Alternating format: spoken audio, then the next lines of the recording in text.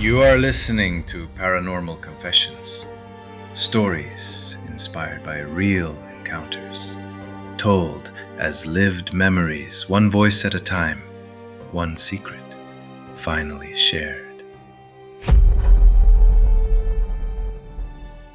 Tonight we travel to the Blue Ridge foothills, a quiet house that holds more than old wood and winter air. Some presences rage, this one waited. Our guest says the home reacted when she searched for new houses online. Alarms with no cause, footsteps in the hall, a figure that simply stood. It did not want to harm them. It did not want to be left behind.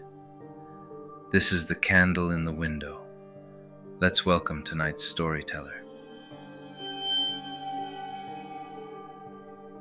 Hi, thank you for having me. My name is Mara. I live with my husband Jude, and this is what happened after we moved into a place the neighbors call the Ridge House. If you've ever felt watched, but not threatened, if you've ever heard your name spoken without sound, then you might understand what I'm about to share. Take us back to the day you first arrived. What do you remember most? The house sat above a switchback road called Laurel Switch. It curled up the mountain like a sleeping snake. We arrived in late February of 2021. The snow had thinned to glass and mud. A stand of white pines guarded the yard. The porch leaned slightly to the left. The step from gravel to plank gave a soft groan, like a person shifting in sleep. Inside, it smelled like old churches, lemon oil, dust, cold wood, a faint trace of coal from a stove long gone. The windows were narrow and tall, each pane uneven. The outside world looked broken into fragments of memory. We had come for peace. Jude and I both carry aftershocks of things we don't tell strangers. Loud noises make us jump. Empty rooms make us listen too closely. The realtor promised quiet, and the house kept its promise. But quiet is not the same as empty. That first night I slept facing the hall. I woke 3 times to the floor complaining outside our door.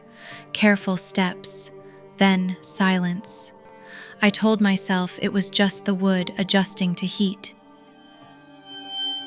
The second night, the same. The third night, Jude woke too. He clicked on his phone flashlight. Nothing there, only the runner rug and a framed photo of the valley the previous owner left behind.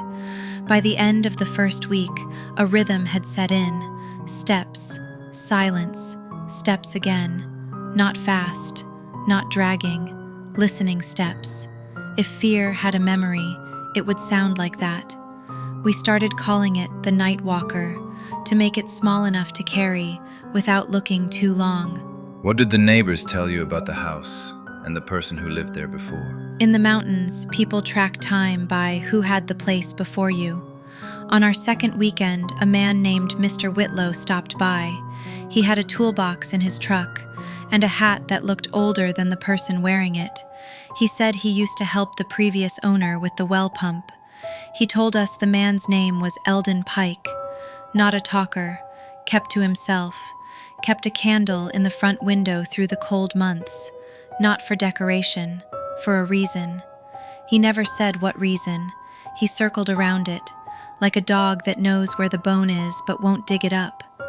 When I asked how Elden died, he looked past me toward the pines and said, "Weather took him." Then he added, "But not outside." It was one of those mountain phrases, both an answer and not an answer.